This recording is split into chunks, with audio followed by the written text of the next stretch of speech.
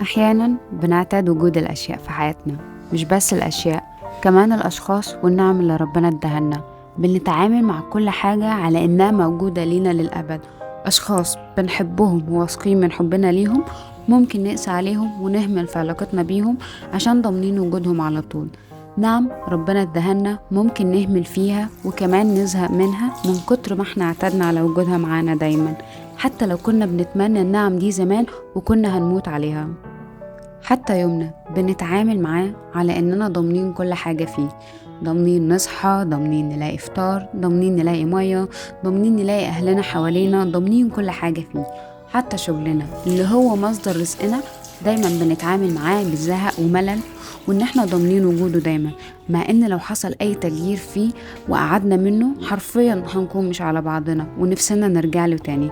بس هي دي طبيعة البني ادم دايما، للأسف مش بيحس بقيمة الأشياء والنعم اللي ربنا اداهاله إلا لما تروح منه أو يحصل فيها أي تغيير. ساعات بننسى إن مفيش حاجة دايمة في الحياة، وإن القاعدة الوحيدة الثابتة في الكون هي التغيير، وإن كل حاجة ممكن تتغير من حوالينا.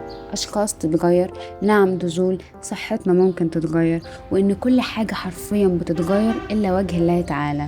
بننسى إننا ممكن نصحى في يوم ما نلاقيش الأشياء اللي اعتدنا على وجودها، ما نلاقيش البيت اللي احنا فيه، ما نلاقيش الونس، ما نلاقيش الأكل، الصحة، الهواء النظيف اللي بنتنفسه، الأشخاص اللي بنحبهم، الحياة الكريمة اللي عايشينها.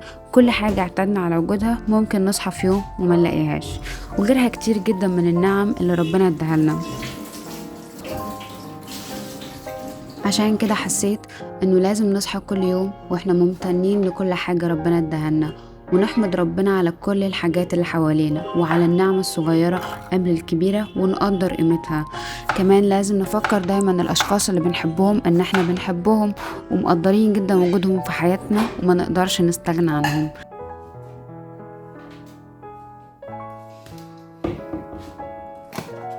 من فترة مش بعيدة سمعت مقولة بتقول إن بيت المهمل بيخرب قبل بيت الظالم.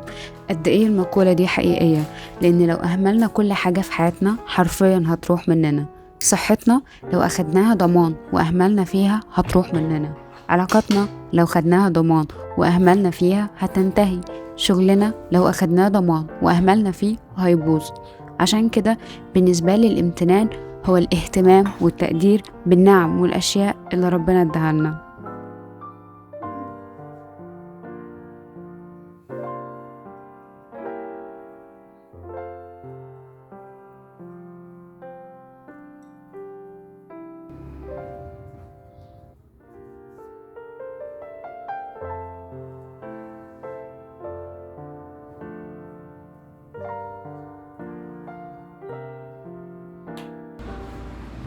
فلوج النهاردة بالنسبة لي مختلف واليوم كله مختلف، لأنه اليوم ده فكرني إن دايما لازم أحمد ربنا على كل النعم في حياتي اللي اتعودت عليها، وعلى الروتين اللي زهقت منه، وعلى نعمة الصحة والقدرة على إني أقوم وأكمل وأشتغل، وعلمني كمان إني أكون ممتنة لكل النعم الصغيرة قبل الكبيرة، على نعمة إني قادرة أتنفس، وعلى نعمة إني قادرة أكمل في حياتي وشغلي، على نعمة إن أنا قادرة أحس بالأشياء، على كل النعم اللي فيها. أنا ممتنة لكل حاجة في حياتي. في فلوج النهاردة كنت مخططة ليه إنه يكون بطريقة معينة، بس انتهى بطريقة مختلفة تماما. بس أحلى حاجة فيه إنه علمني إني دايما أكون ممتنة.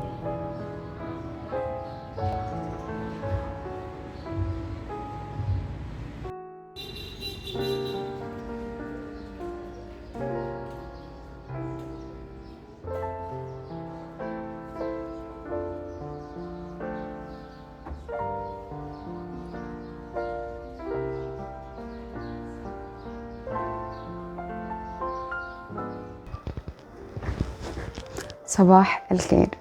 النهاردة التلات، أول يوم أجازة ليا حرفيا ورسميا من سنة. بحتفل بجد بأول يوم أجازة. ممكن الفترة اللي فاتت كلها ممكن في أيام ما اشتغلتش فيها خالص، سبب ان انا ممكن ألغي الشغل او ان حد يلغي التمرين وكده. بس النهاردة أول يوم أقرر انه انا لازم اخد اجازة تماما، افصل فيها من اي حاجة وتكون ثابتة كل اسبوع، ما يكونش فيها اي شغل، ما يكونش فيها اي مواعيد، ما يكونش فيها اي حاجة. لنفسي كنوع من انواع كده حب الذات واللي هو اهتمام بالنفس، لان انا حاسه ان انا كنت زي ما قلت لكم بجري في دوامه وكل الحاجات دي. حسيت انه من اول خطوه من خطوات السلو ليفنج ان انا عايزه يوم اجازه افصل فيه من كل حاجه، ما يكونش فيها عندي اي حاجه. فالنهارده قررت ان انا اخد اليوم ده اخيرا. اوكي، عايزه اقول لكم انا بحاول بقالي 5 شهور ان انا اظبط ان يبقى في يوم اجازه، بس للاسف ما كانش فيه. بس النهارده احتفال بالنسبه لي بجد بجد، مش مجرد يوم عادي. بس في نفس الوقت انا حاسه انا مش عارفه المفروض اعمل ايه في يوم الاجازه، او مش عارفه الناس بتتصرف ازاي في يوم الاجازه، يعني بيعملوا ايه. هشوف بقى، هكتشف النهارده بيعملوا ايه. بس اللي انا واثقه منه ان انا هستمتع بكل دقيقه في اليوم، حتى لو ما عملتش اي حاجه خالص، حتى بجد لو ما قمتش من مكاني. اوكي، بس فكره ان انا مريحه كل حاجه، مريحه دماغي، مش بفكر في حاجه، ما عنديش مواعيد، ما عنديش ستريس، ده في حد ذاته بالنسبه لي انجاز كبير قوي. فهحاول استمتع بكل دقيقه في اليوم زي ما قلت لكم. هشارككم اليوم ده حتى لو مش عارفه لغايه دلوقتي لسه هعمل فيه ايه. تمام.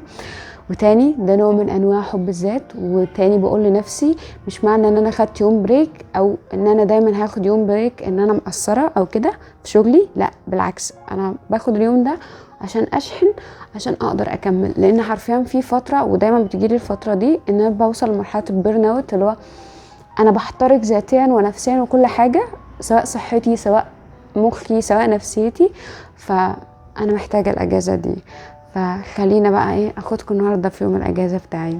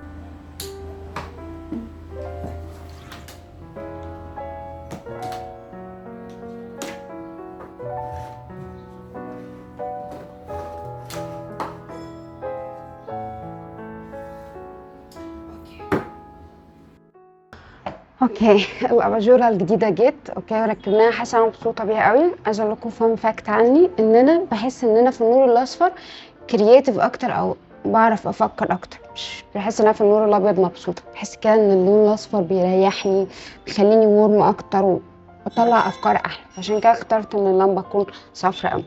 المهم خليني بقى ايه اوريكم حاجه جديده انا بحاول اتعلمها مؤخرا. اوكي، هو فجأة كده حسيت ان انا عايزة اتعلم الحاجة دي، فعايزة اشارككم الحاجة اللي انا بحاول اتعلمها دي. اوكي، مش عارفة انتوا فاهمين ده ولا لأ، بس ده طمي او طين، عشان بحاول اتعلم الخزف، اللي هو التشكيل بالخزف او الطمي. هل ليه هدف معين؟ لغاية دلوقتي لا، مفيش هدف معين، بس حاسة ان هو من ضمن الحاجات اللي هتساعدني ان انا اطلع الطاقة السلبية اللي جوايا، وان انا ابعد عن الموبايل كده. فاهمين احساس ان انا هقعد اشكل حاجات كده بدل ما اقعد اسكرول على الموبايل. فبعدين انا جربته مره واحده، يعني كان من اختي وكده، حسيت ان انا الله انا مبسوطه قوي. فقلت لا، انا عايزه اجرب تاني، انا عايزه اعمل الحوار ده. فدلوقتي احنا بنجربه فور فن.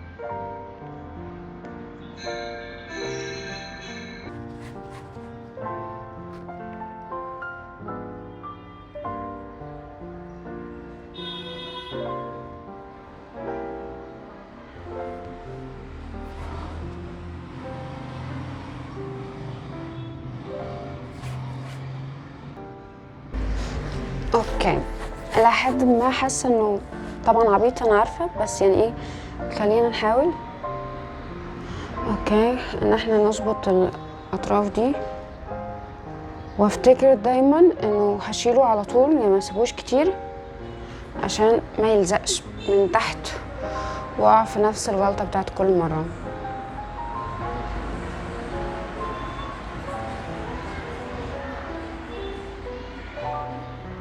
هو انا دلوقتي بعمل حاجه اسمها مرحله التنعيم. هو الشيب لسه مش يعني مش ده اللي انا عايزاه اكيد، بس انا بحاول. اوكي، وبعد كده لو حسيت انه مثلا ممكن اقدر اغير الشيب هغيره، بس مش عارفه. احساس الطمي بالنسبه لي ده حلو قوي، يعني الاحساس ده اصلا في حد ذاته بالنسبه لي حلو قوي. احساس ان انا عماله العب بحاجه كده بالنسبه لي حلو قوي.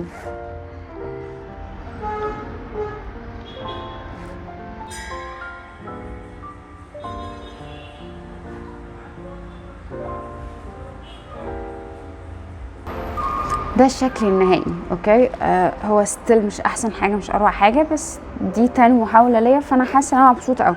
فاول مره ما كنتش منعمه قوي، ستيل المره دي برضو ستيل مش منعمه قوي، بس احلى شويه من اول محاوله. اوكي، انا مثبته هنا الهاند بالسفنجه دي عشان ايه، بصوا لما بشيلها بتقع، فايه لغايه بس ما الدنيا تمسك في بعضها اكتر، لان انا عامله هاند رفيعه بالنسبه للمج يعني، بس معرفتش اظبطها اكتر من كده.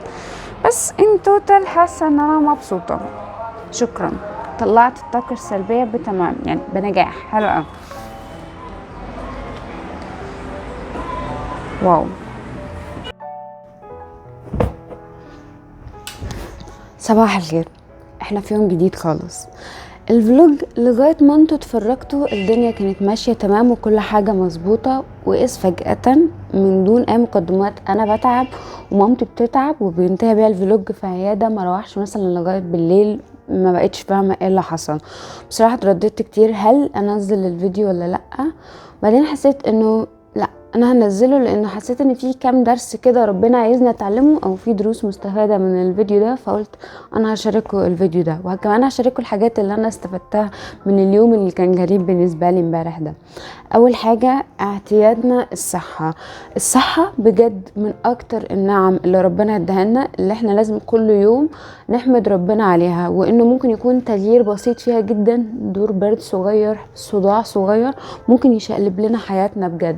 فلازم كل يوم نحمد ربنا. الحمد لله لو صحينا بصحة وحاسين عندنا قوة كده ومعافين، فدي نعمة كبيرة قوي مش بنقدر قيمتها الا لما بتروح مننا. فاشكروا ربنا كل يوم على نعمة الصحة، واحمدوا ربنا عليها، حتى لو في حاجات في حياتكم لسه ما اتحققتش وما جبتوهاش، بس فكرة ان انتوا قايمين معافين وحاسين بقوة ومفيش اي حاجة اي تعب او كده، فاحنا لازم نحمد ربنا على النعمة دي. تاني درس استفدته من اليوم الغريب ده هو الروتين. ساعات بنمل من الروتين وبنعتاد عليه، وكل يوم بنعمل نفس الحاجات، بس دي في حد ذاتها ستيل نعمة لازم نشكر ربنا عليها بجد. فكرة انه بعمل كل يوم نفس الحاجة، بس لو حياتي اتغيرت هحس بقيمة الروتين الممل ده.